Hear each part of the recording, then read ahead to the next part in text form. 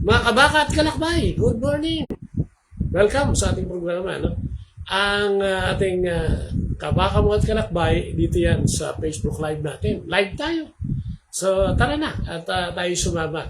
At mag-comment tayo. No? Ang ating reading ngayon ay galing sa Matthew 5:38 to 42. Ito yung gustong-gusto ng mga tao eh. Yung mga taong nagabyado, yan. Yung mga taong nawalang iya. Ganyan. Ito yung tinasabi dun sa Mosaic Law ni Moses. Ano? Ito yung parang kung paano gaganti. Pagiganti. No? Sa mga injustice na nangyayari sa atin. No? Sa buhay natin. Ganyan. Ano, ha? At yan ay nadanasan natin. No? Once in a while sa buhay natin. Dahil tayo kung damadaan dito eh. Nasubukan mo na bang maloko? Yung hindi ka naman nakikipaglokohan pero matindi, no? Nasubukan mo na ba yung nagtiwala ka? Pero hindi mo alam, may mali siya na. Yung gustong gawin. Ibig sabihin, sa umpisa pa lang ay hindi na siya totoo. No? Iba yung iba yung hindi niya na gampanan yung kanyang pangako. Iba yung umpisa pa lang, mayroon na talagang intensyon na manloko at hindi maging tapat, hindi maging parehas.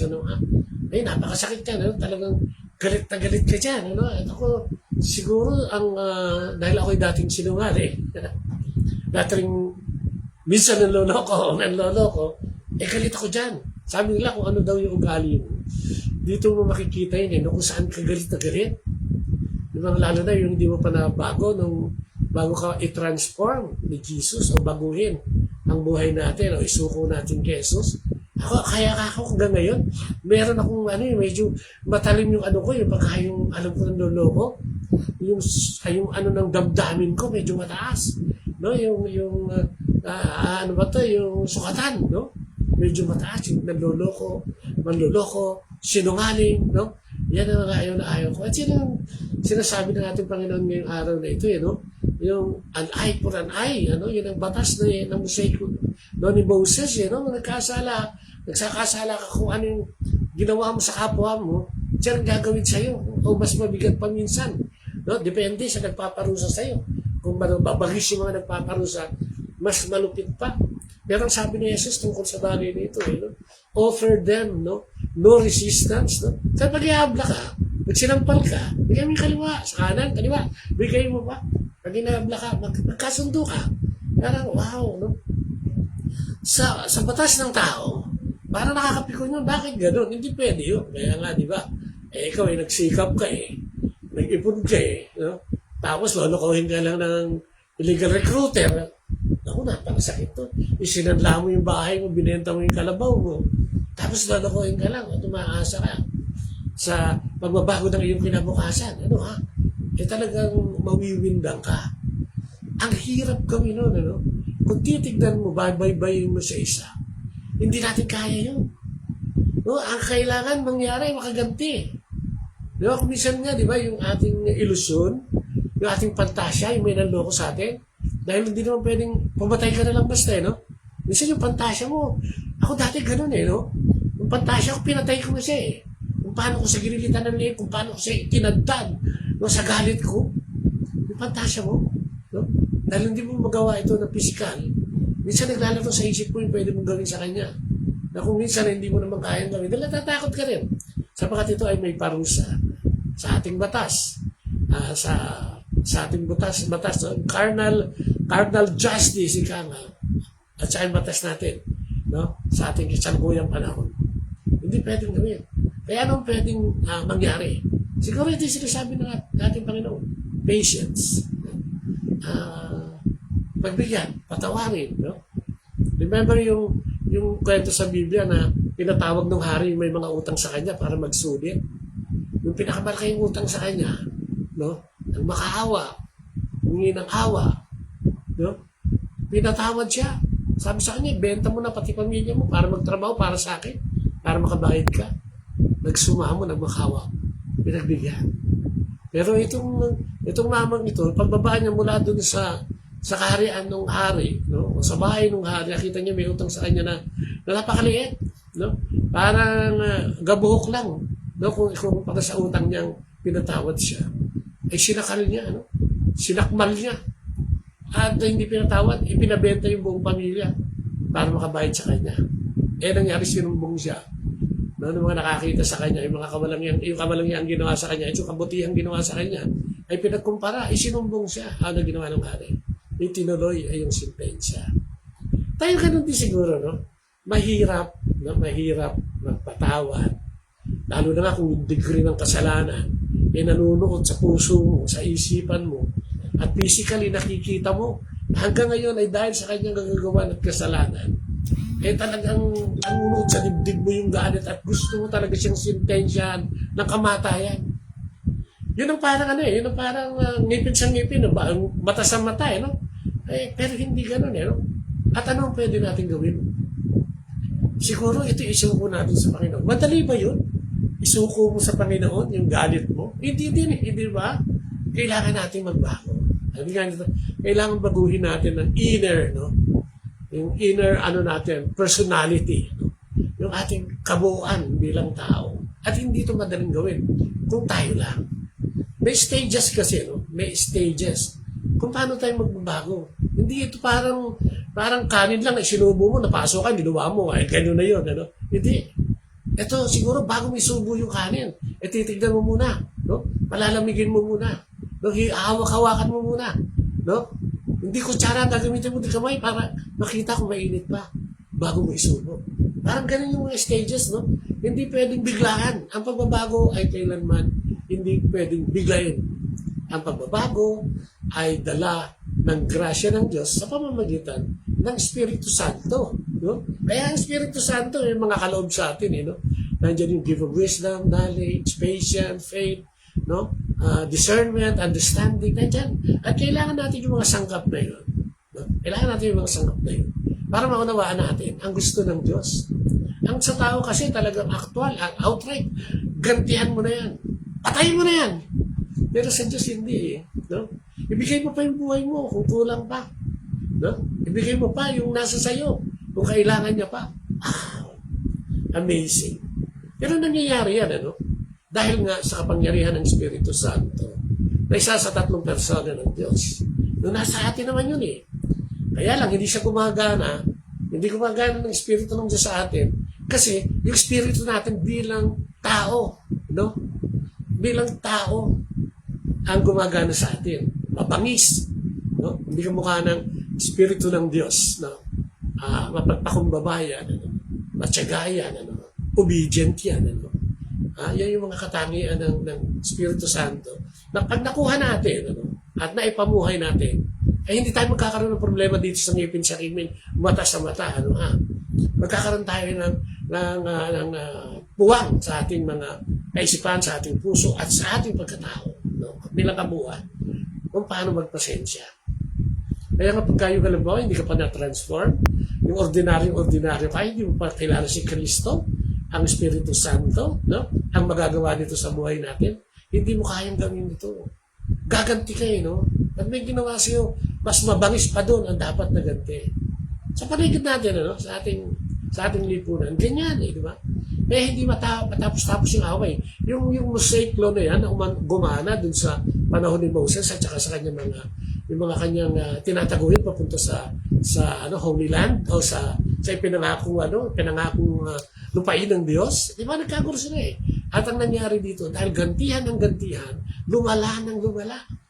Kaya yung yung kanilang pagbibiyahe ng halos dapat ilang buwan lang, umabot ng 40 taon.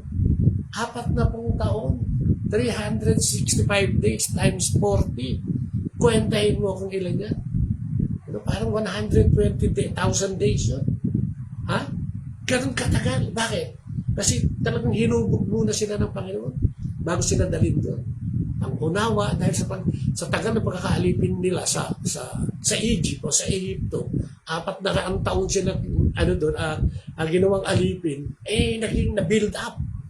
No? Yung pananaw na gano'n, no? Na ang pananaw, kailangan ako naman, paano ako? Di ba? Umabot pa din sa sinisin na si Moses. Pinadala mo kami rito, dinala mo kami rito sa sarap-sarap na ng buhay namin sa Egypto. Nakakakain kami ng maayos. No? Naging naging bayani pa yung Egypt na umalipin sa kanila. Pero sa totoo lang naman, ang sitwasyon ay talagang pinagpapapatay sila at pinag-aakampa sa talagang walang tigil ng trabaho, maghapon magdamag. Pero ngayon, ito sila. nakaramdam ng konting ginhawa, sinusumbat pa yun. Ganun tayo no? Ganun tayo mga tao. Nakakalimutan natin yung ginawa sa ating mabuti.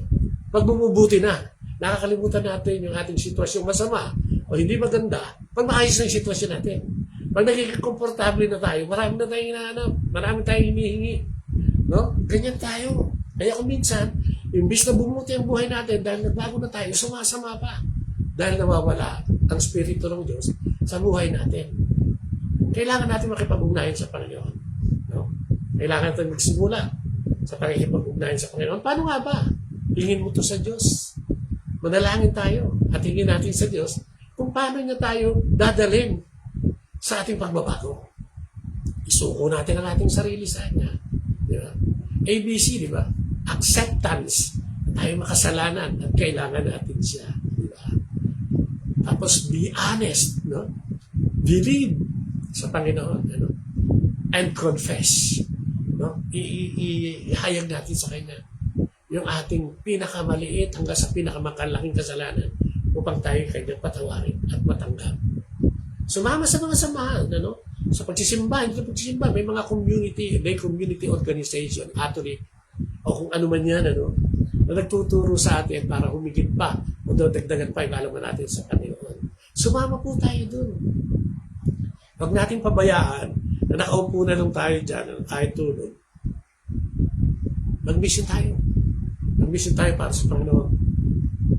Gumawa ng mabuti para sa ating kapwa. Magbigay kung kinakailangan at kung meron naman. Ibig sabihin, walang factor dito no? Sa paglapit sa Diyos, walang factor dito na sinungaling, no? Sakim, no? Mapagsamantala. Wala doon. Hindi kasama yun. Walang elementong ganon ang sa Diyos. Ang elemento sa Diyos, pag-ibig, no? Pagiging tapat, yung pagiging malinis, pagiging makatotohanan, no? Pagiging makabawang loob at pagsunod, pagtalima, yung self-control. Yan ang para sa ating Panginoon. Yan yung sinasabi niya sa Galatians 5. No? Kaya kung tayo ay gusto magbago at nakakarima rin ito wala ka nang inisip kung di ba galit, mag-isip ng masama sa kapwa. Dahil hanggang ngayon, bit mo pa yung 10 taon, 15 taong nagawa sa iyo. Kailangan natin baguhin yun. Kasi pag hindi ka naka-move on, naku, tatanda ka, kapatid. Pati mukha mo, makikita yan.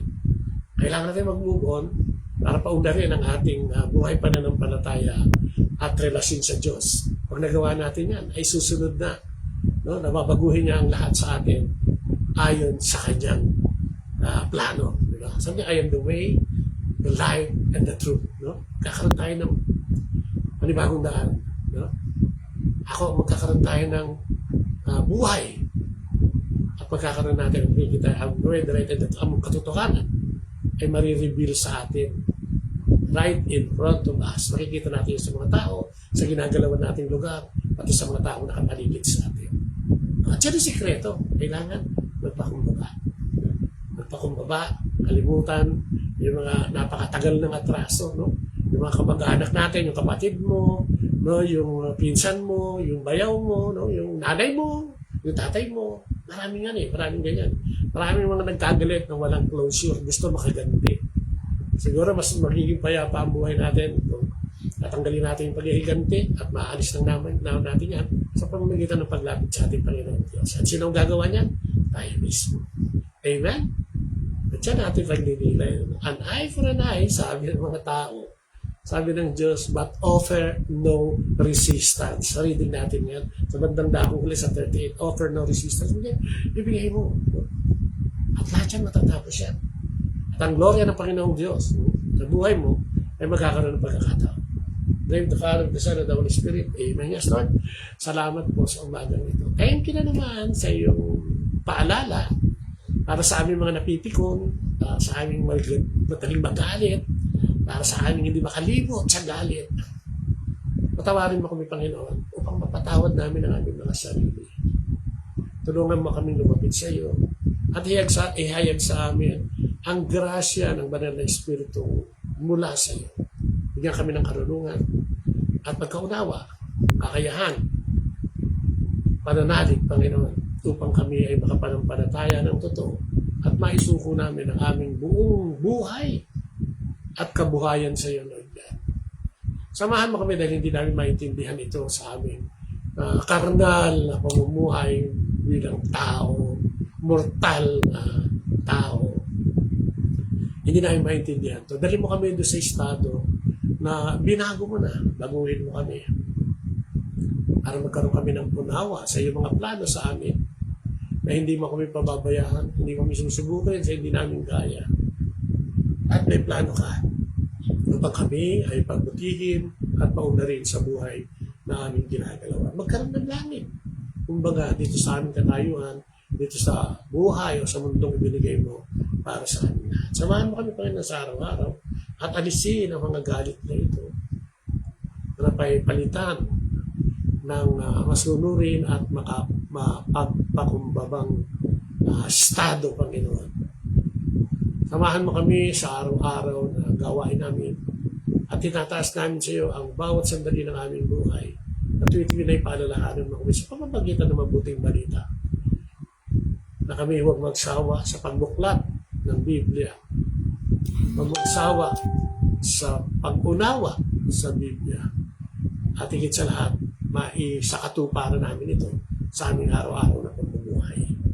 Maraming salamat, Lord God. And glory be to the Father, to the Son, and to the Holy Spirit, as it was in the beginning, is now, and ever shall be, world without end. Amen and amen. In the name of the Father, the Son, and the Holy Spirit. Amen. Good morning kay Ate Feli, no? Dakumos, nakikinig siya. Nasa US yan eh. Feli, Dakumos, Lion. Si Ronel Aliado, good morning, Brother Ronel. At kumusta mo ako dyan sa mga taga-Kabanatuan? Magandang good morning sa inyong lahat. At syempre, ang aking misis na si Leia, nandyan din. At sa lahat na makikinig, manonood mamaya, like and share po. I-share po natin ito ang ating programa. Hanggang sa muli. No? Like and share. Follow. Bye-bye. God bless.